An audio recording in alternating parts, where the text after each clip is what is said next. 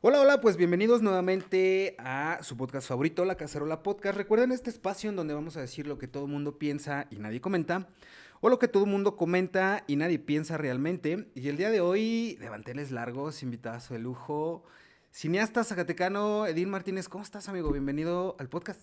Bien, bien, gracias, bien, muchas gracias por la Qué bueno. invitación. Antes de platicar un poquito de todo el material que ya tienes, de ir desdoblando un poquito por todo eso, platícanos un poquito. ¿Por qué cine? O sea, hablando de tantas cosas, eres excelente en lo que haces, pero vamos a irnos por partes. Primero, ¿por qué el cine? ¿Por qué el cine y por qué el tipo de cine que tú haces? Pero antes del cine que tú haces, ¿qué tipo de cine haces y por qué ese tipo de cine, güey? Pues hago cine porque me gustó desde los 16 años y fue algo en lo que quise. Ujú. Pues no vi una segunda opción, pues realmente no me di una segunda No, opción. no había otra cosa que dijeras, bueno, estoy entre esto y esto. Pues me gustaban las ciencias, el asunto de los laboratorios siempre me interesó y me atraía como andar de bata y ese rollo, Ok. pero no era, no sé, algo que me apasionara lo suficiente, pues. Digo, chequé por ahí en un par de entrevistas que has tenido que más o menos como a los 16 años, en esta etapa adolescente, conflictiva y que es un pedo para todo adolescente, porque aparte está bien cabrón tener, porque por ejemplo, digamos que uno entra a la universidad porque 17, 18 años, ¿no? Más o menos a la universidad, y ese tipo de decisiones está muy cabrón tomarlas porque a tus 17, 18 años tienes que tomar una decisión que normalmente son decisiones que van a marcar como el resto de tu vida, ¿no? O sea, tienes que decidir lo que vas a estudiar, porque lo que vas a estudiar es lo que vas a trabajar, lo que vas a mantener, lo que vas a hacer muchas cosas. Pero para ti, ¿qué significó esto? O sea, más bien, ¿cómo fuiste orbitando hacia el cine, hacia una cámara? O sea, ¿cómo se dio como ese primer acercamiento y ese punto de quiebre que tú dijeras, aquí está el pedo, aquí es? O sea, ¿dónde le hallaste el gustito? Porque, pues, la ciencia, si la bata y el laboratorio, no se le parece mucho a andar en No, producciones. Pero ¿cómo fue, a lo mejor, no sé, un acercamiento con una cámara o con algo que tuviera que ver con cine que dijeras, ah, huevo, las ciencias, cool, todo bien con las ciencias, pero es por acá. pero realmente no fue, sí he escuchado yo, incluso varios amigos que dicen, es que a mí me regalaron no sé qué cámara, Ujú. llegó alguien con una cámara, pero conmigo no fue la cámara, Ok, fue, fueron las historias, yo empecé como guionista. ok. Y a mí me atrajo contar historias. Ujú, Y mi primer acercamiento fue un taller de teatro que estaba en el Teatro Calderón de ujú, Alberto Huerta. ujú. Y fue Alberto Huerta, que es escritor jerezano, quien me acercó, me empezó a acercar guiones, me empezó a acercar películas. Y fue a través del taller de escritura, Ok. realmente. O sea, yo me acerqué al cine por las historias, no por la parte técnica, Ujú. sino la narrativa. O sea, era más entonces, una cosa llevó a la otra. O sea, fue el querer contar una historia y después, o sea, así lo interpreto yo, fue, quiero contar una historia, pero después quizá fue de cómo contar esa historia. Entonces, porque para contar historias, pues está la literatura, está la poesía, está el cine, está la música, está, vaya, yo siento que el arte es para contar historias, justamente para transmitir algo y para contar historias. Entonces, muchas veces no es lo que cuentas, sino cómo lo cuentas. Porque inclusive la misma historia puede ser escuchada distinta Sí. por diferentes perspectivas o en diferentes maneras de contar una historia, ¿no? Pues la parte técnica llegó a mí por necesidad, o sea, Ok. no es algo que yo buscara, sé que soy raro porque actualmente pues edito, hago Ajá, cámara, ajá. hago sonido y hago todo lo técnico, pero pues era una papa enterrada, o sea, para mí fue increíblemente difícil brincar de la parte narrativa a la parte Ujú, técnica. De ujú, hecho, toda la escuela que yo estudié en el Centro de Arte Audiovisual en Guadalajara, ujú. toda la parte técnica me pasó de noche. Oye, yo salí a aprender, o sea, a aprender, casi a volverme como autodidacta a pesar de que había estudiado. Pero sabías lo que querías, o sea, sabías que era como por ahí. O sea, fue una necesidad porque nadie iba a hacer mis historias. O sea, yo, en ese sentido, o sea, yo escuché que Woody Allen había emigrado a la dirección y la actuación. Ok. porque precisamente sentía que nadie podía contar sus historias como él quería. Pues bueno, en mi caso no fue así. En mi caso es que nadie, pues uno saliendo de la escuela, nadie uno da un peso por alguien, ¿no? O sea, Eso es muy cierto. yo acababa de salir y menos en un medio que requiere dinero, que requiere becas, etcétera. Y menos siendo de una escuela pues, que no es el CCC ni el CUEC, que tienen programas de apoyos a egresados. Pues o sea, yo venía de una escuela sin ningún apoyo ni programa federal ni nada, ¿no? Había que buscarlos. Y pues tuve que aprender. O sea, si yo quería hacer eso, tenía que aprender a hacerlo. Fíjate, me llama la atención que dices, porque es muy cierto este pedo que dices, saliendo de la escuela, al chile nadie da un peso por ti. Feliz o infelizmente, no nada más aquí en la ciudad en donde vivimos, sino yo creo que es contextual. No sé si de todo el país o de todo el continente, de toda Latinoamérica, pero sí me queda claro que aquí cuando eres recién egresado, digamos, por ponerlo en un contexto, en las empresas donde se piden a los estudiantes para hacer las pasantías, para que hagan su servicio, para que hagan sus prácticas, cuando sales, analógicamente creo que tiene hasta el mismo peso porque es como que, ok, ya me gradué, y es, ok, y luego no tiene como que, ok, el cineasta graduado, véngase para hacer un, pero que che, eso no va a suceder, no sucede, o sea, no es como que, uy, me gradué de abogado, perfecto, su juicio en el que se va a hacer millón, no. En muchos otros lados, y me consta porque yo lo he visto, probablemente tú también, ok, sales, te gradúas y se abren un par de puertas porque pues no sé si la industria o el mercado o allá afuera es como que, ok, hay una persona capacitada que puede sumar. Aquí paradójicamente te dicen, ok, quiero un cineasta con 32 años de experiencia. Es como que cállate el hocico, no los tengo ni yo de vida, güey. Como, está bien raro cómo se hace o cómo se va tejiendo eso porque justo, o sea, uno se siente con el valor, con la capacidad, con el intelecto para hacer las cosas, pero quien te desvalida, paradójicamente pues es allá afuera, es la industria, es el mercado. Pero algo muy interesante que tú dices es que nadie iba a contar mis historias. Te pregunto aquí, no sé si va en el sentido de que nadie va a contar tus historias porque tú pensabas que nadie las iba a querer o porque nadie las iba a contar como tú querías que fueran contadas. No, porque no, nadie iba a invertir. Incluso, bueno, yo tengo ya casi 40 años, tengo 39. Y lo digo porque cuando yo salí de la escuela, creo que el momento como histórico que me tocó, todavía me parece que no existían todos los programas de óperas primas del CCC. El IMCINE no había implementado varias convocatorias que hoy existen, como apoyos regionales, apoyos... el PECDAS me parece que no existía para empezar aquí en Zacatecas. No, o sea, no había ni programas de apoyo a ningún arte, ni a teatro, ni de desarrollo de proyectos, ni nada. Entonces yo, al venir de esa generación... Porque más bien, corrígeme si estoy mal, siento yo que, o sea, no es tampoco caer en este cliché de, uy, apoyo sí hay, o arte sí hay, o talento sí hay, no lo sé, porque en este andamiaje y en este caminar por la industria, digo, yo no hago cine, yo hago otras cosas diferentes, pero digamos que no son excluyentes, pues, y sí, muchas veces caminan juntos, y sabemos que pues hay que picar piedra y hay que tocar puertas y hay que buscar la manera, pero recursos sí hay. Solo que no se direcciona de la manera correcta. Bueno, últimamente recursos ya ni siquiera hay tanto.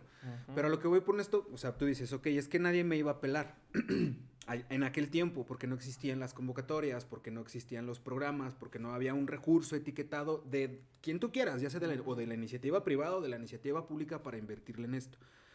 Pero hoy en día sí hay. O vaya, hoy en día lo has logrado.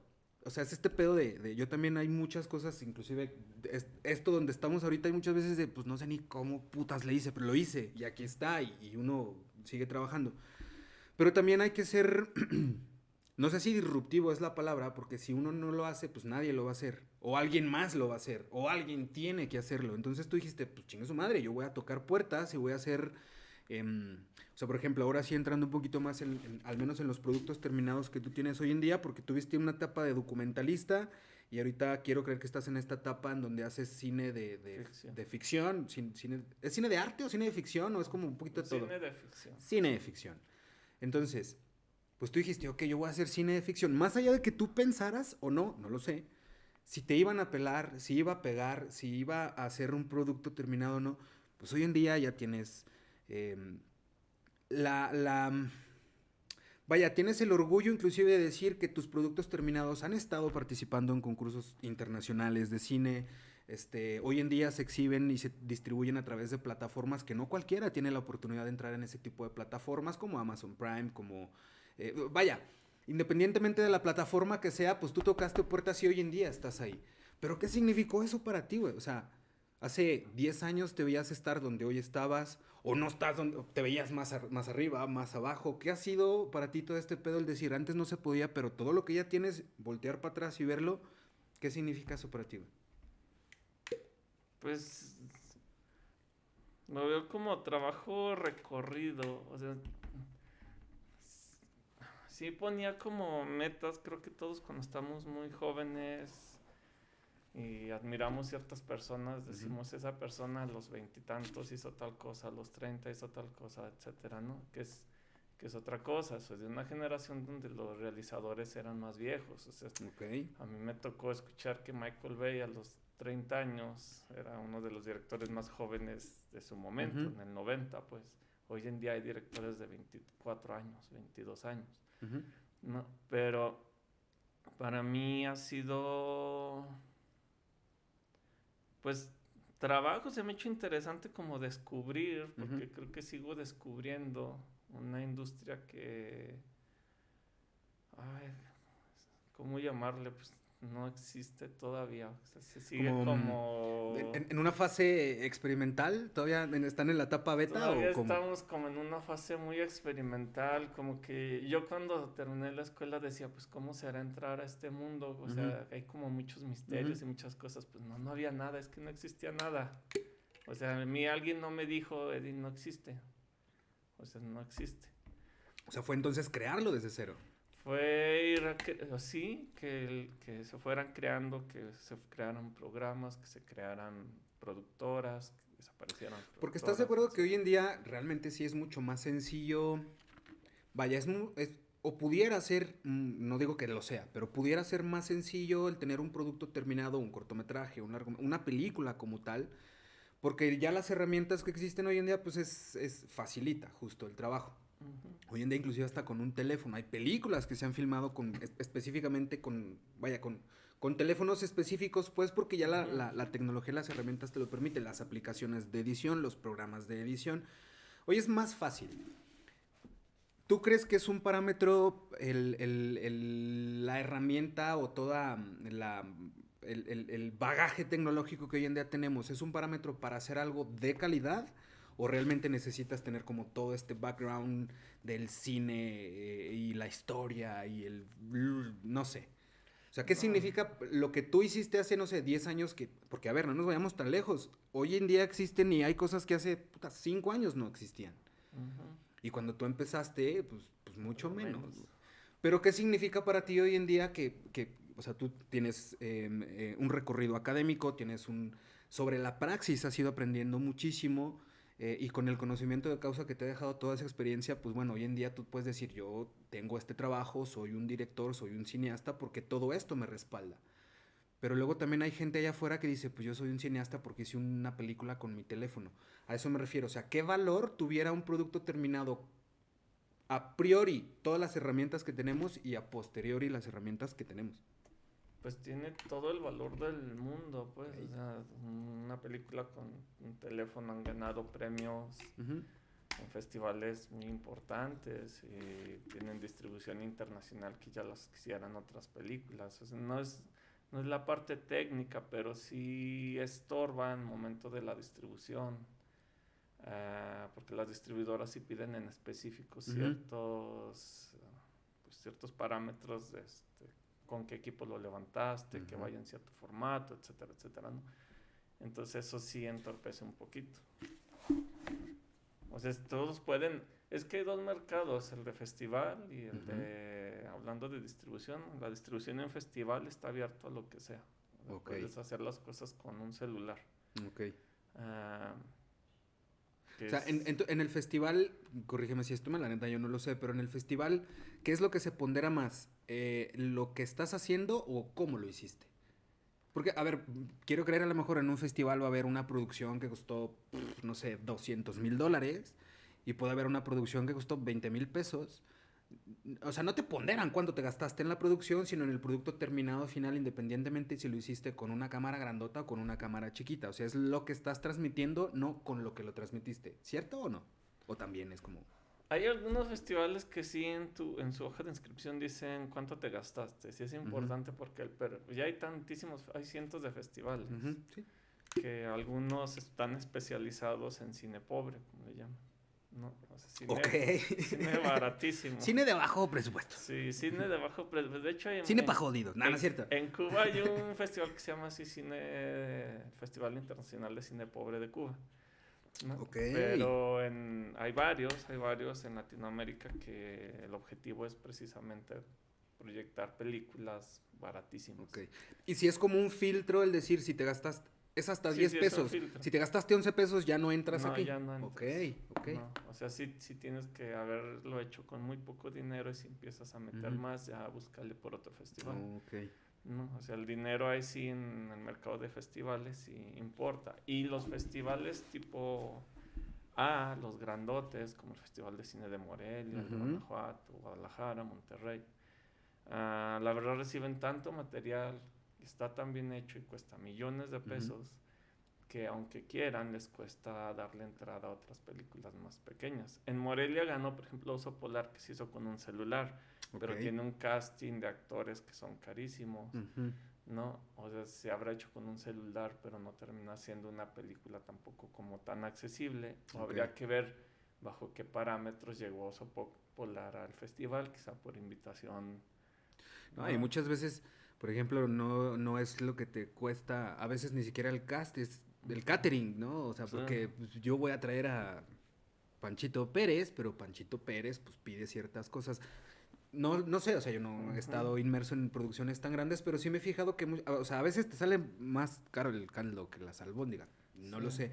Pero entonces, ¿cómo competirle, güey? O sea, ¿cómo competirle a una producción de millones de pesos? O sea, si hay piso parejo o es hasta como por categorías, de que tú digas, bueno, yo hice este producto, este cortometraje X, o un largometraje, me costó lo que te haya costado, pero pues llega tal productora con un largometraje del Oso Flaco que le costó 17 millones de pesos. ¿Se compite a la par? O sea, neta, los ponen a competir a la par o es, no, la de En 17 millones va para festivales acá y esta no. para acá. En festivales no, porque el dinero se nota. O sea, Ajá. yo cuando empecé a también ser jurado de festivales y veías que pues había cortitos bonitos y bien intencionados, pero veías otros donde se veía que se nota el dinero, que se ve el tiempo, que están mejor hechos, que están mejor acabados y por supuesto le vas a dar entrada al mejor acabado. Ujú. Porque en cierto sentido también se arriesgan más. O sea, sí se nota en cierto tipo de productos, cuando hay más inversión, más recurso, por más bonito que esté el otro, pues te cuesta darles espacio, sobre todo cuando la selección es de 15 cortometrajes y recibiste 300 cortos, ¿no? Wow. O sea, sí es un margen de competencia amplísimo. Hay Ujú. festivales en Morelia, recibe ya miles de materiales y sus selecciones de 8 largos, 25 cortos o 35 cortos es muy poco. Entonces sí tienes que, pues, ver y ¿Cómo? recibes, o sea, de gente talentosísima de todos Ujú. lados. Y de Hasta todo el mundo. O sea, materiales prenominados al Oscar ok. de España, gente, artistas plásticos de Nueva York, o sea, es una Ujú. competencia muy grande. Que justo eso, o sea, porque por ejemplo, es que me surgen un chingo de dudas ahorita. ¿Qué tan cierto es, por ejemplo, que si yo quiero meter un producto a concursar al Festival de Morelia, por ejemplo, nada más puede estar determinado tiempo y no lo puedo distribuir en otros lados? ¿Sí es cierto esto? O sea, por ejemplo, no No. sé, si tengo un cortometraje concursando en el de Morelia, no lo puedo tener en ciertas plataformas hasta después de cierto Bueno, no tiempo. lo puedes meter a YouTube porque pues lo estás quemando, si te Ok, exigen el estreno. ok, Si es un plus para muchos festivales exigen que estrenes ahí. ajá, Ok. Y hay festivales, incluso cuando estrenas largo, que no puedes estrenar. Si estrenas en Guadalajara, no estrenas en Morelia. O si estrenas en Morelia, Ok. no estrenas en Guanajuato, o en Guadalajara, o en Monterrey. Como estreno, pero igual sí pueden concursar. Pero casi todos son estrenos. O Ok. sea, concursas, pero casi todos son estrenos. Es raro, en los cortos es más común que sí brinquen en festivales. Ujú. Pero también a veces lo restringen. Este ya estuvo en tal lugar, este ya estuvo en tal lugar. Los premios o los galardones o lo que se gane, algún producto terminado en uno de estos tipos de festivales, el premio es más por el premio que por lo que representa el premio en sí, ¿no? O sea, me refiero a que no sé si es un premio en efectivo o es un premio en especie o son becas o es meramente el reconocimiento y el galardón para que le pongas ahí en la carátula de la película. O sea, ¿qué buscas, por ejemplo, o qué se busca cuando se intenta concursar pues, en un festival de cine? Pues hay festivales que dan premios en económico, los grandotes, Ujú. ¿no? Y hay festivales que no, que es solo el reconocimiento. Hay festivales que ofrecen la posible distribución. Am, Hay festivales que dan cosas en especie. Ujú. Pero es cuando ganes y Tú ganes. escribes, tú produces, tú... Vaya, tú construyes todo lo que haces pensando en ganar algo, en tener esa retribución, en tener el aplauso, o meramente lo haces porque tú lo quieres plasmar. Es decir, ¿para quién haces lo que haces? ¿Para quién produces? ¿Para quién escribes? ¿Para ti? ¿Para el público? ¿O para un premio? Pues lo hago para mí, para forjarme como una carrera, Ok. pues. O sea, lo he hecho para mí. Por supuesto que quiero ganar cuando entro, porque aparte la inscripción me cuesta, Ujú. ¿no? Pero también ya no ando entrando a festivales donde sé que ni siquiera me van a seleccionar. Ok. Afortunadamente hay tantísimos festivales que ya entras a festivales de nicho, a tu Sí, ya perfil. los... Ajá, exacto. Incluso si hago una película barata, pues busco estos festivales Ujú. baratos, pobres, que están limitados. Si hago una película de horror, pues voy a buscar entrar a festivales de cine de horror. Si Ujú. hago un documental, me voy exclusivamente a Sí, documental. pues ya es direccionarlo y hacer un poquito más corta la brecha entre Sí, lo que quieres y lo que esperas con lo que estás haciendo, ¿verdad? sí. Platicando ahorita ya, entonces un poquito más, o al menos de los productos terminados más recientes que tienes, que es cine de ficción. Platícame un poquito de tu proceso creativo. Sí me echó un clavado en los productos que tienes, sobre todo me llamó mucho más la atención La máquina del diablo y Beber de tu sangre, que son como los más Últimos. recientes, por así decirlo. Antes de hablar un poquito de específicamente de estas películas, platícame un poquito de tu proceso creativo. O sea, ¿cómo es tu proceso creativo para sentarte a escribirla? Eh, o sea, ¿te haces muy inmerso tú solo en el proceso? ¿Te acompañas de un equipo? O sea, ¿o qué tanto permites que se le meta mano a lo que estás haciendo, a lo que estás escribiendo? O sea, ¿cómo es este proceso creativo de primero en la letra tener el producto para después ya llevarlo a la praxis? Nunca ha sucedido, pues, que haya como una comunidad de gente donde colabore así. Recientemente iba a empezar a escribir como un guión en Ajá, coescritura, pero es la primera vez. No tengo problema con eso, porque hasta de hecho es más fácil para mí ok, si el cliente lo acepta, ajá, ¿no? Pero pues siempre, más bien yo he escrito desde el comienzo, desarrollo la idea, pues la escribo, pero sobre todo escribo pensando en hacerla. ok. Escribo en pensando cómo la voy a producir, a quién voy a invitar, dónde la voy a hacer. Incluso las producciones que hemos estado haciendo recientemente, ellos a veces tienen ciertas ideas y digo, sí, pero se las voy a adaptar a las condiciones de producción. O sea, ¿dónde la Ujú, vamos a hacer? ujú. ¿La vamos a hacer en tu ciudad? ¿La vamos a hacer conmigo, acá en Zacatecas? ¿Dónde la vamos a hacer? Y adapto en base al lugar donde la hacemos, pues. Eso ya en la producción, pero en la pre, Es para la pre. ok. Sí, o sea, yo escribo pensando en dónde la vamos a Ujú. hacer. O Y sea, entonces, desde antes, todavía te vas un poquito más para atrás para tener como esa área cubierta, por así decirlo. sí, porque yo no, o sea, es mucho más difícil en producción yo recibir un guión. Por ejemplo, vamos a estamos viendo cómo levantar un proyecto y yo lo he detenido mucho. El productor hasta se me desesperó porque he tratado de acoplárselo, o sea, ¿no? Primero yo necesito saber si lo vamos a hacer aquí, ya acordamos que lo vamos a hacer aquí, ahorita abrió la posibilidad de hacerse en un municipio en San Luis Potosí. Ok. Y yo primero necesito saber dónde, visitar el lugar, conocer las locaciones, incluso a veces hasta preconocer al casting. Y con todo eso me pongo también a escribir. Escribo y a la vez hago todo junto para que cuando lo estemos haciendo sea el resultado lo más parecido a lo que imagino, pues. Ok. En el casting, por ejemplo, o sea, ya tienes como un pequeño equipo de trabajo con el que te gusta trabajar, o en cada producción vas buscando para dónde, con quién, o No, cómo es este proceso. no, ya somos un grupo que ya pues, por muchos años hemos trabajado juntos Ujú. y es más cómodo, la verdad, acercarse a ese mismo grupo. Además, somos más eficientes. O sea, Sí, pues ya se conocen. sí, ya nos conocemos y a veces cuando apenas acabas de conocer a alguien no puedes decirle las cosas de cierta manera, no sabes Ajá, cómo sí, lo va a sí. tomar, si se va a sentir, te va a botar el proyecto a la mitad, Ujú. se va a aguantar la presión, pero pues esta gente ya sabes que va a llegar al final, Ujú. ¿no? Sí, ya vas un poquito con la certeza de que pues no te van a salir con una sorpresa O sea, ya a sabes medio rodaje. que la película se va a terminar, pues Ujú. que el proyecto se va a terminar. Platícame un poquito de La Máquina del Diablo. ¿Qué querías compartir? Hablábamos, pues comentábamos hace rato que, o al menos yo así lo siento, que el arte es justo pues para transmitir, para compartir algo. Puntualmente, con La Máquina del Diablo, ¿qué querías compartir? ¿Qué querías comunicar?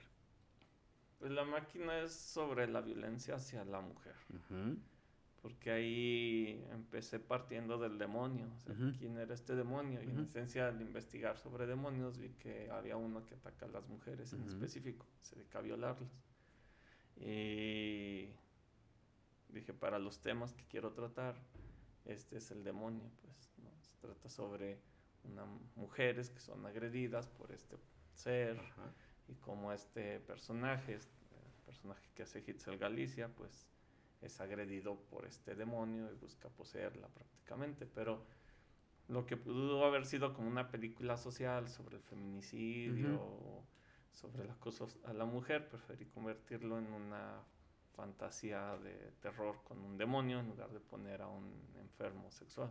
No, pero que al final del día creo yo que, o sea, lo mismo, o sea, no es la historia que cuentas, sino cómo lo cuentas.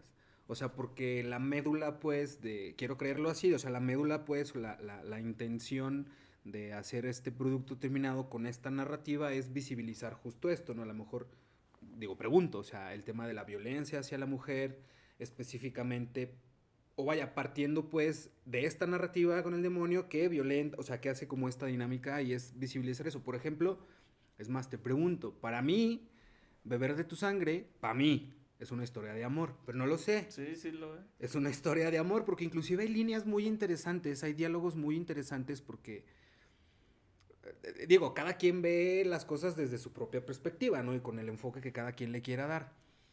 Pero beber de tu sangre, em, o sea, yo lo vi así en este tema, o sea, hacer, inclusive hasta hacernos conscientes de el tema de, neta, ¿quieres que las cosas duren para siempre? O sea, neta, queremos la inmortalidad. La inmortalidad es bonita porque tenemos este de a huevo, quiero vivir para siempre. Más bien ¿Seguro? la pregunta es, ¿quieres vivir para siempre con esa pareja? Ajá, ajá, exacto. Porque, pues justo esto, o sea, estos contrastes. Se me hizo muy interesante los contrastes que tenía, por ejemplo, de los personajes principales, ¿no? Que para mí son 4 personajes principales en donde se Sí. desarrolla la historia y se va. El cómo se conectan los unos con los otros fue así de. A mí me tenías como en novela, güey, así de no mames, ya llegaron y lo van a. Pero tiene, digo, no Una se las novela. quiero spoilear, tiene diálogos muy interesantes, tiene líneas muy interesantes, pues muy hasta muy profundas, ¿no? Porque tiene, o sea, metes, así lo veo, intentas involucrar matices hasta el tema de la amistad, O sea, ahí hay dos amigas que de repente, o sea, no sé, Sí, vaya, a juegan, lo que voy son, esto es una sí. historia de amor, yo la interpreto como una historia de amor, pero con sus matices inclusive reales, porque para mí el amor también duele, y el amor apesta, y el amor está de la verga a veces, y está muy culero, bonito, sí, chingón, pero es visibilizar estas cosas, ¿no? Es estas dualidades que hay, es neta, ¿quieres estar toda la vida ahí o qué pedo? Ujú. ¿Cómo? Vaya, porque esa es mi interpretación. A lo mejor tú por dentro estás güey, la cachó por otro lado, No, pero no, pues cada no. quien lo cacha como quiere, ¿no? O sea, es como el tema de las religiones, por ejemplo. Las religiones también para mí, no sé si eres una persona religiosa o no, para mí las religiones son narrativas, son historias que se cuentan. Si te funciona a ti esa historia, chingón. O sea, es el valor epistémico, no es la religión, es lo que la religión te hace ser. Entonces esta historia pues es la misma, ¿no? Es una historia que se va desarrollando de cierta manera. Si a ti te sirve esa historia, qué bueno. Y si no, pues está la historia. Y cada quien la puede interpretar de una manera diferente. Pero justo eso, o sea, volvemos al cómo se cuentan las historias. Cuando tú escribes Beber de tu sangre, que es cine de ficción, porque involucra pues, vampiros, involucra este tipo de cosas que no estoy seguro si existen. Yo digo si existen o no. Yo no estoy seguro si existen los vampiros o no. Y si sí, pues saludos a los vampiros. O sea, ¿cómo montar algo, regresándonos al proceso creativo, cómo montar algo que sí es muy tangible, que sí es de cualquiera de nosotros, de a pie, por así decirlo, como el amor, como la amistad, como la pareja, como un embarazo, como el deseo, porque también le metes este pedo del deseo. ¿Cómo hacerlo así? Pero pues aquí en la narrativa está bonito, pero cómo trasladarlo y encima de trasladarlo, cómo hacerlo que no sea, híjole, no quiero decir si agresivo o no, o fuerte o no, porque pues al final del día hay escenas muy fuertes, hay cameos muy fuertes, hay efectos especiales muy, muy fuertes. Entonces, ¿cómo trasladarlo de la narrativa al papel acá, para acá, pero que sí tenga lo que tú quieras y que con eso no reste allá afuera? O sea, el día que tú lo sacas, que no reste. Porque, por ejemplo, por poner un paréntesis, insisto, no se las quiero spoilear, pero hay un par de escenas, sobre todo una en Beber de tu sangre, donde hay como un tipo de aborto legrado, no sé, ahí medio extraño. Es una escena muy fuerte. Cuando sacan a un bebé. Ajá, sí, o sea, literal le sacan el bebé de la panza a una persona embarazada. Es Sí. una escena muy fuerte, se ve súper real, aparte se mamaron, qué buenos efectos. Em, pero ese tipo de cosas, por ejemplo, hoy en día, que estamos en la época de la generación de un chingo de correctitos que no les gustan las cosas que hacen otros, digo que por mí, huevos a todos, porque pues es este pedo de güey.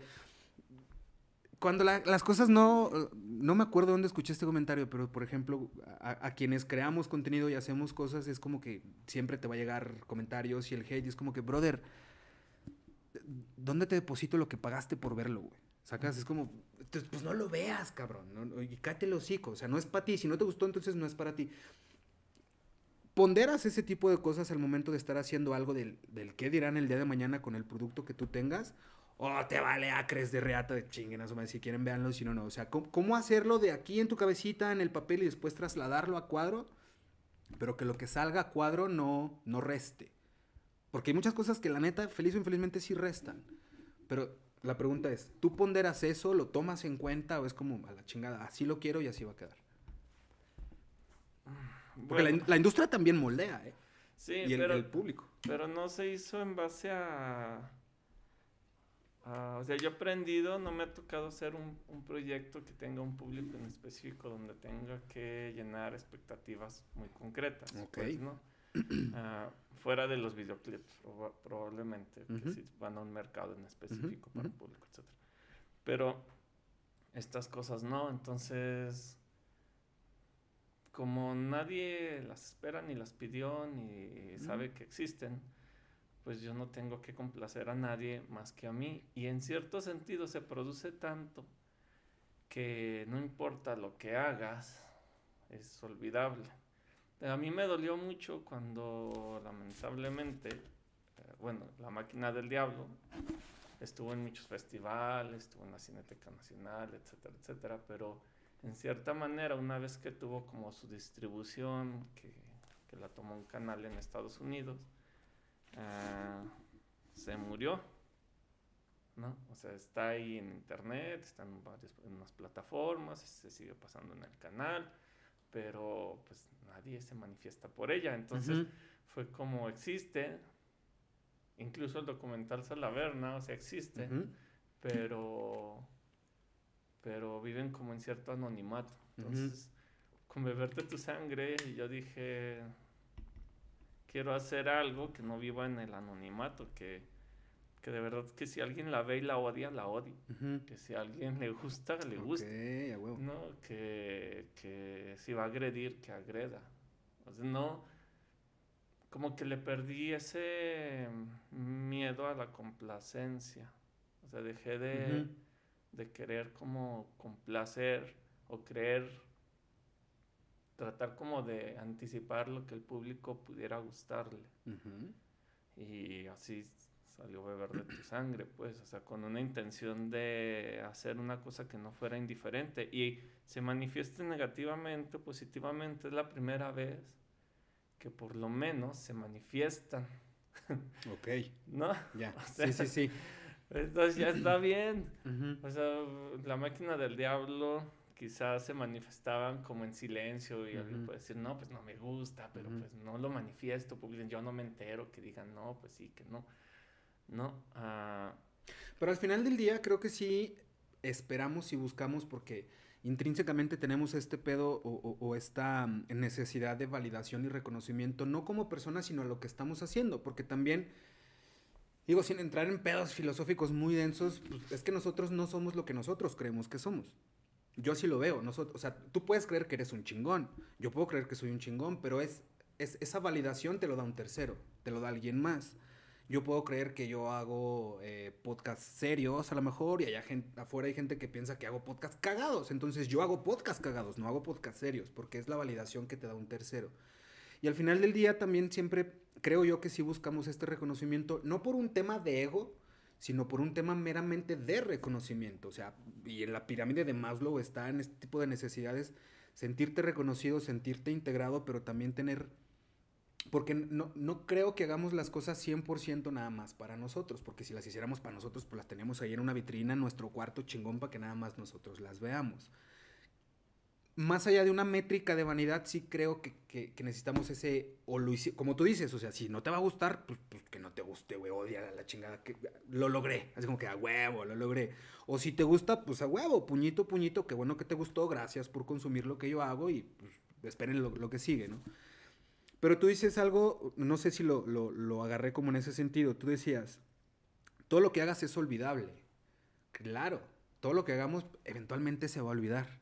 Eventualmente, no, digo, hoy en día seguimos citando a Shakespeare, quizá después de cientos de sí. años, pero eventualmente nadie va a citar a Shakespeare y va a llegar un güey más chingón y va a empezar. Bueno, Entonces, supongo que todo lo que hagamos hay es gente olvidable. que sí es eterna, pues, ¿no? Como este señor Shakespeare o Steven Spielberg, o sea, hay obra muy, muy, muy Sí. duradera, pero para los mortales, a los mortales nos cuesta más trascender, ¿no? Mm. Es que es Y justo para allá va mi pregunta. O sea, ¿qué es lo que quisieras que trascendiera como tal? O sea, no, a lo mejor, no sé si una película como tal o el día de mañana la aspiración o la meta o el objetivo sea ser, pues no sé si un Woody Allen, que a Woody Allen hoy en día se le reconoce no por una película en especial, sino por su por su obra. trabajo y su obra, en lo general, no en lo particular. Pero, por ejemplo, también en una entrevista tú decías algo así parafraseando el tema de estar haciendo cine muy barato.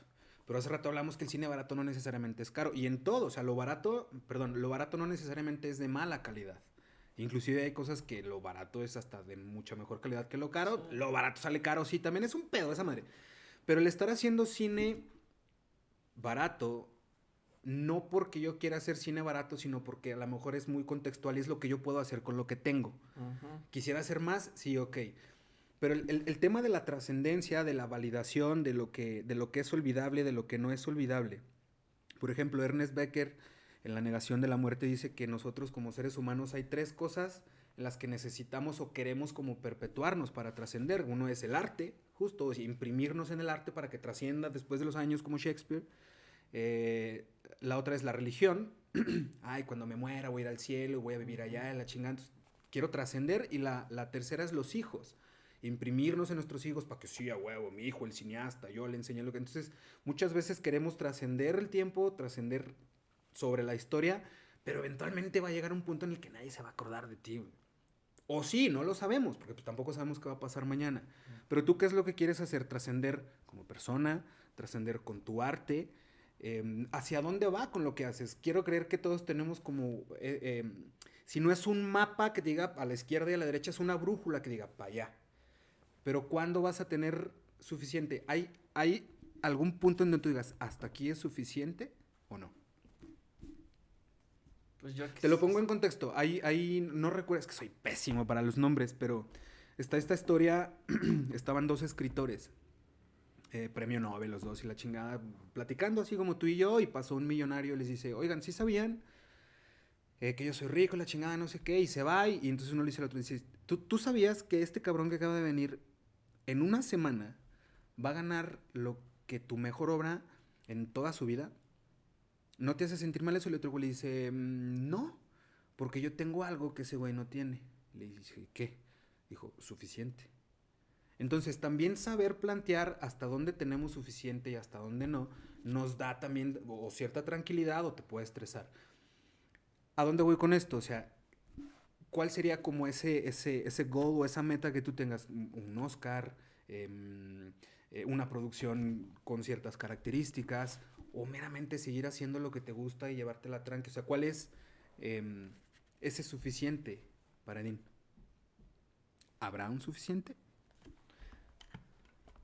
Yo lo que quiero es seguir como transitando durante la producción, o sea, es poder seguir haciendo, ¿no? Si ese hacer me lleva a hacer películas más grandes, más caras, en el futuro que hay un productor que quiere invertir más, por supuesto que lo voy a hacer, porque yo quiero hacer y experimentar y seguir probando formas y métodos y todo lo que se pueda dentro del medio. Entonces, mi ansia es aprender dentro del medio. En ese sentido no es como ambicionar a querer hacer una película enorme para gastar mucho dinero o para tener o para, ¿no? Sino aprender, ¿no? Poder seguir entrando y conocer cómo funciona entrar a otras plataformas, poder seguir abriendo y ver cómo funcionan otras producciones. Eso se me hace muy interesante y si se me abre la posibilidad, pues lo O tomaré. sea, seguir creciendo. Vaya, es como, o lo tomo, le doy la síntesis como James Franco, por ejemplo, él dice que a él le gusta hacer arte para hacer dinero y no dinero para hacer arte. O sea, por ejemplo, James Franco, no sé, hace una película buena y luego hace 6 malísimas. Pero es como que, huevo, hice mi película con mis compas y pum. Y entonces es de que, güey, yo no hago arte para hacer dinero, sino hago dinero para seguir haciendo arte. Es más o menos por esa sintonía, o sea, no es como que, ay, quiero pish, la fama y la super película, sino seguir haciendo arte, seguir creciendo, seguir haciendo más sustancial lo que tú quieres, sabes y puedes hacer. ¿Va por ahí? ¿O me Pues fui por otro lado? para mí el verdadero logro sería despreocuparme económicamente viviendo con esto. Ok. El verdadero logro sería... hay un músico, se me hace como lo más fácil para explicarlo, Ujú, que es un cliente de nosotros, de la ok. escena norteña. Ujú. Y él decía, para mí el logro es que trabajemos todas las semanas del año. O sea, no me importa dónde, ni Ok. cómo, ni con quién, ni que estemos logrando. O sea, es trabajar todas las semanas del año. Para mí el logro es lo mismo. Poder trabajar haciendo esto, ¿no? Y Tener vivir de las, esto. tener las herramientas, porque al final del día el dinero es una herramienta, no es una finalidad. Yo así lo veo inclusive, porque siento yo y en esto que hacemos y en las producciones que podamos o no realizar, siento yo que el dinero sí es una muy buena herramienta, pero no es la finalidad. Porque si la finalidad es el dinero, en el momento que el dinero no esté llegando, te vas a frustrar. Entonces, muchas veces, inclusive hace poco estaba platicando con un muy buen amigo mío, saludos al chef Hugo, porque, fíjate, me aterrizó en algo que yo no lo había visto de esa manera. No sé si tú también lo hayas pensado, percibido así. Porque en estos altibajos que hay cuando hacemos nuestra chamba y la chingada, yo estaba muy preocupado por las cosas que no tenía. Es decir, yo estaba muy preocupado hacia dónde iba, lo que me faltaba, cómo lo iba a hacer para llegar hasta allá. Y platicando con esta persona me dice, güey, es que sí, o sea, muchas veces nos preocupamos por lo que no tenemos, pero ¿por qué mejor no nos preocupamos con lo que sí tenemos? Porque pues muchas veces, ok, tienes esto, quieres llegar a esto, pero esto te va a hacer llegar a esto. El pedo que perdemos de vista esto y nos enfocamos en eso que no tenemos y ahí frustras, te preocupas y estás todo estresado. ¿A qué voy con todo esto? ¿El dinero es una herramienta? Sí. Inclusive el hacer una película per se, o para mí el hacer un podcast no es la finalidad tener un video y subirlo al canal. O sea, esto para mí es, pues es un proceso de mejora continua que, pues entrevista con entrevista, pues creo yo que vas mejorando y hasta dónde poner la pinche lucecita y la cámara y lo que tú quieras. O sea, es un proceso de mejora continua, no el tener el video publicado en el canal hacia huevo, la meta. Pues para mí la meta es seguir haciendo esto, justo no sé, como el músico que te comentaba eso, tener trabajo todas las semanas del año, qué chido. Pues para mí también a lo mejor esa es mi finalidad, pues tener trabajo toda la semana, todas las semanas, seguir platicando aquí con gente, porque para mí eso es lo que me hace crecer, no el video terminado en sí como tal. Entonces, Es lo mismo, es el trabajo. El trabajo es mucho más interesante que el resultado. Si el resultado es bueno, pues qué bueno, ¿no? O que sea, a ver, eso no significa que no querramos dinero, ¿eh? Eso no significa que no, nos guste vivir de aire y de no, cafecito. más bien, No. al contrario, lo que se está diciendo es Sí, queremos vivir de esto exacto. y ser sustentables, pues, porque al Ujú, final de cuentas, lo que ahorita estamos haciendo, afortunadamente, es pagado, o sea, exacto. no se está haciendo de forma gratuita y tenemos Ujú. clientes y te buscan por eso, etcétera, ¿no? Entonces, lo que quisiera es pues seguir haciendo esto, seguir ¿Tú crees teniendo que estás clientes. viviendo tu sueño, güey? Hoy en día, a tus casi 40 años, ¿tú pudieras decir que Edín Martínez está viviendo su sueño? Pues tengo ¿O unos... está soñando su vida? Ah, bien mamador yo. Cuando Alberto Huerta llegué a su taller de teatro y de escritura, me dijo, "Tú lo que estás buscando es una forma de vida". Entonces, efectivamente, tengo la forma de vida que quería. Porque fíjate, yo lo he dicho aquí también fuerte y quedito. Y qué bueno que lo mencionas porque, porque no es un trabajo, No, es un estilo de vida, es una forma de vida, es tu vida. Yo, por ejemplo, dentro de muchas cosas que hacemos aquí en el estudio, pues ya vas en automático, ¿no? En el día vas, mira esa luz, este chingón, este encuadre, aquí estará bien. Porque pues ya todo ujú, el tiempo vas.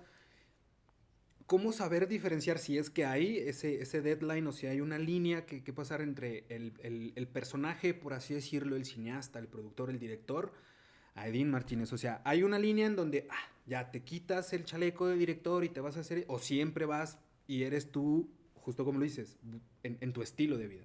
Si hay ese Edín, director, productor y se dan las 4 ya, no. cerramos y ahora, o es la misma sinergia No siempre. es lo mismo siempre porque pues es a un ritmo de vida, es una forma. Ujú. De hecho, también yo digo, qué bueno que tenemos trabajo, pero más bien qué bueno que podemos seguir continuando viviendo de este modo, pues.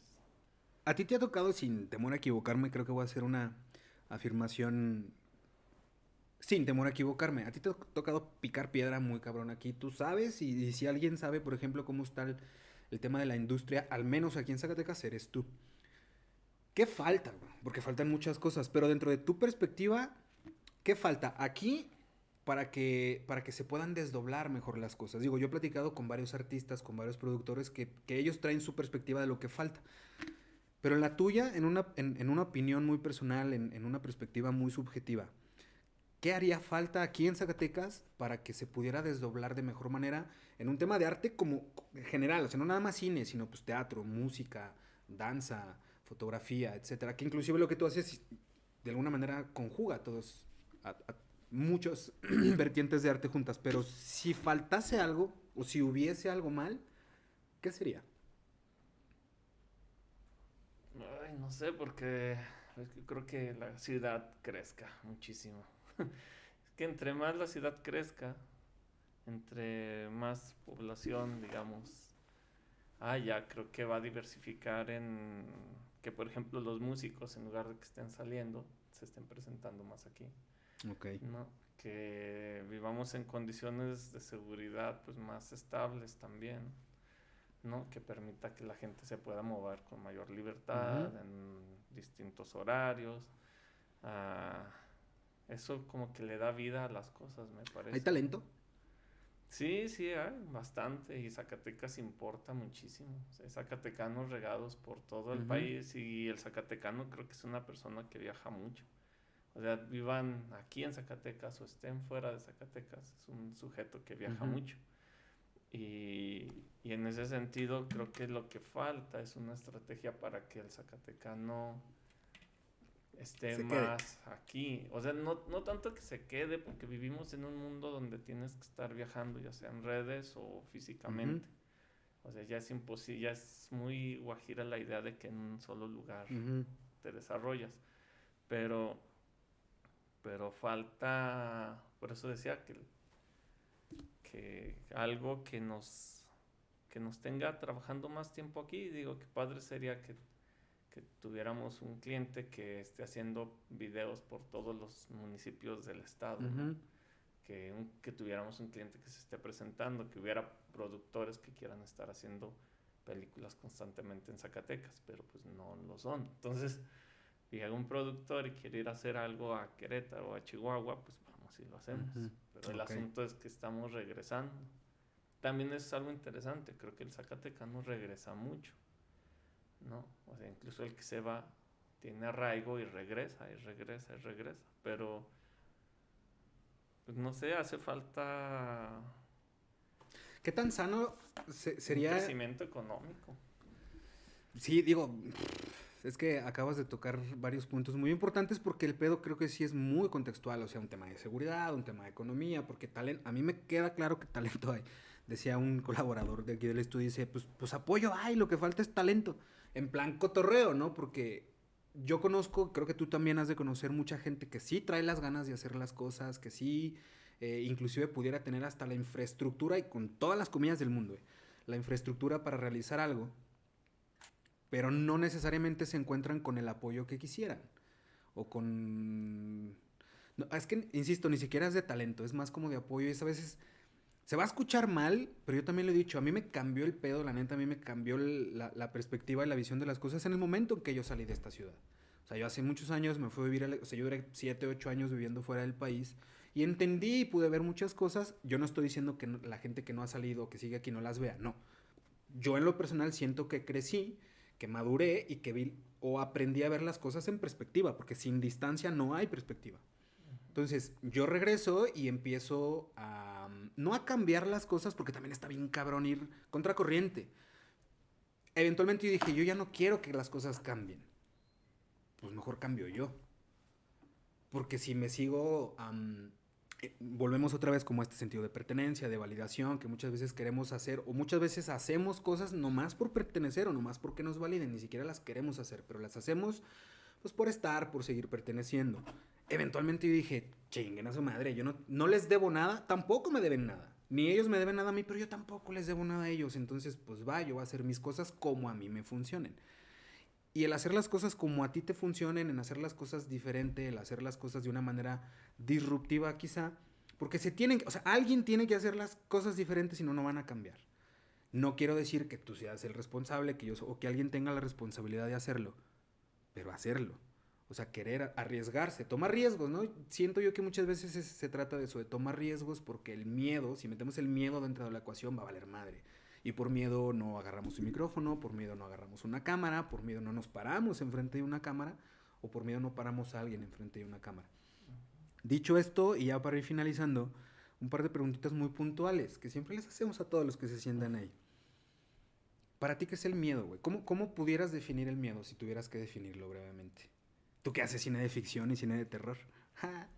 ¿Qué es el miedo? Para ti, de una manera muy pues general si quieres, o muy puntual, ¿qué es el miedo? Es, no sabe, o sea, lo desconocido.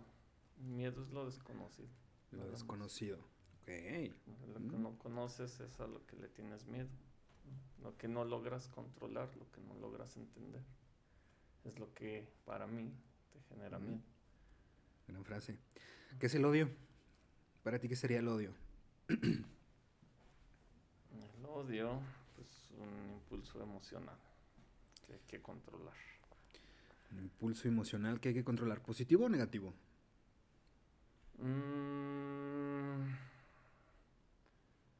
Es positivo, pero cuando le das distancia, hay que dejar que el odio se traduzca en algo que puedas utilizar. O sea, hay como que digerirlo, pues, ¿no? Hay que analizarlo y luego ya ver qué pedo. Sí, o sea, ¿Tú crees que el odio es necesario?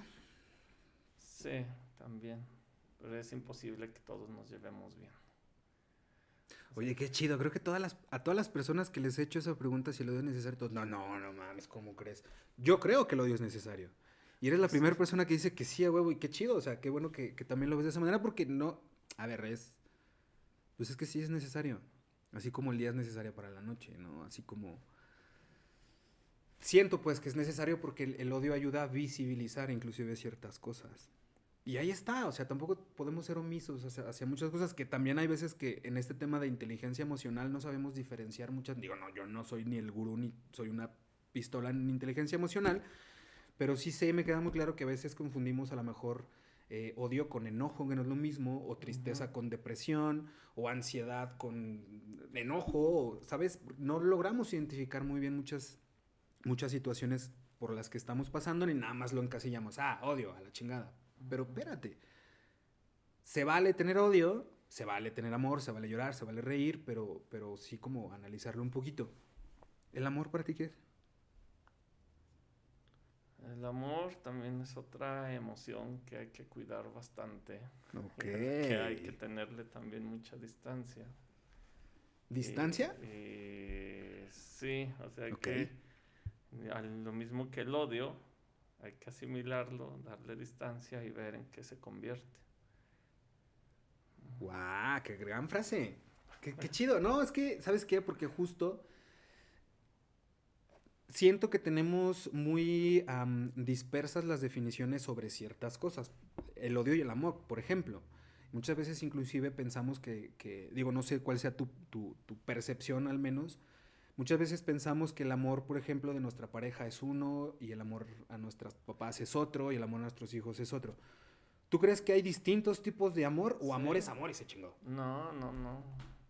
Pues beber de tu sangre, o sea, está hecho de esa manera. El amor se interpreta de distintas Ujú. formas. No existe solo una sola definición de decir odio o amor o miedo. Se traduce en distintas maneras, pues, o sea, tiene Ok. muchísimos matices, no es una cosa cerrada, no es un concepto así cerrado. Ujú. Y eso es lo que lo vuelve interesante, sobre todo para alguien que quiera crear o hacer algo, precisamente ver cómo interpretas el miedo, el odio, el amor. Porque muchas veces hacemos cosas o pensamos que hacemos cosas partiendo del amor o partiendo del odio, porque también es como un catalizador para muchas cosas. Siento yo inclusive, porque o sea, somos consecuencia de nuestras decisiones. O sea, estamos, no sé si infinitamente condenados a ser presos de nuestras decisiones. O sea, en una definición como muy fatalista quizá. Pero es muy neta, o sea, somos consecuencia de nuestras decisiones y todo el tiempo estamos tomando decisiones. Para mí también el amor y el odio es eso. El amor es amor y se chingó y el odio es odio y se chingó. Uno le da la connotación positiva o negativa. Es decir, hay consecuencias de nuestras decisiones, ni malas ni buenas, consecuencias. Porque, por ejemplo, si se me tira el café, pues para ti puede ser malo. Para mí puede ser pésimo, pero para el perro puede ser bien bueno porque va a llegar a tomar. O sea, no lo sé. Hay una consecuencia hacia una decisión que se tomó. Consecuencia. Ya tú decides si va a ser mala, si va a ser buena, o muchas veces es que hay que aprender de nuestros errores. Y hay gente que no aprende de sus errores, pero realmente será un error, porque si aprendiste, si te dejó una enseñanza, si creciste, entonces fue un error. Es como, digo, no nos vamos a poner a filosofar ahorita, pero bueno, regresando al punto, yo también concuerdo, yo también creo que el odio, por ejemplo, es muy necesario. Inclusive yo también comparto mucho esta definición que le daba Roberto Martínez al odio, en donde Roberto Martínez decía que el odio pues, es el amor sin los suficientes datos. sin la suficiente información. Son emociones, son cuestiones que dices, ok, ahorita estoy teniendo este pedo, pero si lo analizo, si agarro un poquito de distancia, si me tomo el tiempo para ver qué es lo que está sucediendo, es como, bueno. Pero muchas veces, o sea, si existiese esa línea, que mucha gente dice que existe una línea muy delgada entre el amor y el odio, ¿realmente hay una línea? ¿No hay una línea? Es que yo tenía, ya no lo hago, pero como son emociones muy fuertes, por ejemplo el odio, yo lo escupía cuando empezaba a escribir. Okay. Escupía así como vomitaba la sensación y comúnmente eran puros insultos y obscenidades, ¿no? Pero una vez que agarraba el texto, que le daba distancia, lo comenzaba a estructurar sobre esas ideas. Okay. ¿No? Pero lo mismo me sucede prácticamente porque son emociones muy fuertes y terminan siendo un impulso, o sea, no escapamos de sentir, de reaccionar intuitivamente a eso y luego hay que ver cómo lo moldeas, ¿no? Cómo le tratas de dar forma a esa emoción, en mi caso, para crear algo. Por eso digo, para mí no es tan como decir el amor es tal cosa, ¿no? No, y que inclusive, o sea, también, tanto los sentimientos, yo siempre he creído y creo, hoy firmemente lo creo, que en tanto los sentimientos como las opiniones, como las palabras, son muy moldeables y muchas veces pensamos que lo que decimos y lo que sentimos es a perpetuidad y no es cierto. O sea, no sé, hay gente que dice, ay, güey, antes no te gustaba la literatura, pues ya me gusta, güey. Pues sí. Hoy te puedo amar, mañana puedo dejarte, cambié de opinión. Entonces, ese tipo de cosas son muy moldeables, se pueden moldear, pueden transformarse y pueden cambiar. Porque, por ejemplo, lo que tú decías, en determinado momento yo me sentaba a escribir y vomitaba todo lo que traía en un texto y después tomaba distancia y decía, caray. A mí me pasó algo muy similar. Hace 2 años empecé a escribir un libro sobre lo que yo traía en ese momento. Y le di el enfoque y trabajando con mi editora me dijo, vámonos dándole para acá y empezamos a darle forma, ok. Sucedieron un par de cosas, se paró un poco ese proyecto, pasaron un par de meses y cuando lo quise retomar, agarré lo que ya tenía escrito y dije, cabrón. Pero es como una radiografía de quién eras tú en ese momento y a lo mejor de lo que estabas sintiendo. Y lo materializaste, lo hiciste tangible en unas palabras, o sea, no lo verbalizaste, pero lo materializaste en un texto. Y ahí lo imprimiste y ahí se quedó como estaba. Entonces, pasa el tiempo, lo agarras y es como que, ay cabrón. Porque la opinión cambió, por lo que sentía se transmutó y fue otra cosa muy distinta probablemente a lo que traías. A mí, por ejemplo, ese tipo de análisis o el hacer ese análisis a lo que escribí hace 2 años, a lo que meses después lo agarré y lo analicé, me hizo querer cambiar lo que yo quería hacer. El libro que yo quería escribir, el libro que estoy escribiendo, por ejemplo, que me está costando mucho por muchas situaciones, pero, o sea, voy a eso. Tú decías, lo puse aquí, agarré distancia y cambió, pero era necesario hacerlo. Y luego cambia, porque ya por fin sacas eso que traes y ahora tienes que buscar de qué hablar. O sea, ya no tiene caso seguir hablando Exacto. de lo mismo. Hay gente que a mí, por ejemplo, me pregunta, ¿cuándo vas a volver a hacer un documental? No sé, porque mucho de lo que yo quería decir se dice en Salaverna. ¿Para qué o por qué no retomas el tema de Salaverna ahora que está tan vigente sí, que el sigues. proceso legal? Porque igual lo que quería decir ya está en ese documental. Entonces, o sea, no encuentro cómo decirlo de una forma diferente o por lo menos a través del documental. Y mencionas, por ejemplo, de que en Beber de tu sangre sacan un bebé de un vientre en La máquina del diablo también. Pero ya superé eso también. O sea, ya no volvería a repetir el recurso. Porque los dos personajes se unen de cierta forma temáticamente a ciertas cosas. Ya no lo volvería a hacer porque esos temas ya los cerré ahí. Ok. Es continuar y a lo que sigue, ¿no? No. Bueno, no sé si más o menos vaya como por esa sintonía, pero es, ok, pues ya materialicé esto, ok, pum, aquí está, chingón. ¿Qué sigue? No es quedarse ahí en eso y replicarlo o maquilarlo. Digo, ahí queda la experiencia, ¿no? Digo, si en un futuro llega un productor y dice, oye, pues hay una escena donde igual hay que sacar un bebé de un vientre, pues digo, ya tengo el conocimiento de la parte técnica de cómo hacerlo y quizá juegue más con cómo crear más asco, miedo, a la experiencia en sí, pero lo temático lo saqué. Por eso te digo que, o sea, mi acercamiento no fue como desde el asunto técnico, sino temático. Y siempre estoy buscando. Hace unos meses hicimos una película en García de la Cadena que espero este año salga. No, que tiene que salir este año porque los productores ya me están correteando. Ajá. Pero siempre estuve pensando, ¿y cuál es el tema? Pues es que ya, ¿cuáles son los temas? Y al final caí en un asunto religioso que era algo que traía, que incluso ni es tanto como del Edín actual, es más como del Edín de hace varios años, pero sentí que podía agarrarme de esas ideas sobre la religión, plasmarlas y divertirme con un personaje de la bruja, pero necesitaba encontrar dónde aterrizar a la bruja, pues fue desde lo religioso también. Encontró como sentido para mí poder hablar de todos esos temas, pues, en una película que busca ser como más entretenida. Ok. ¿Qué otros proyectos? Digo, ahorita nos compartes que estás trabajando en la película que este año sale, pero ¿hay algunos otros proyectos de los que nos puedas platicar, nos puedas compartir, que estén próximos a, pues, a salir, a estrenarse? ¿Qué traes ahí entre manitas? ¿Qué se viene? ¿Qué sigue? ¿Qué onda?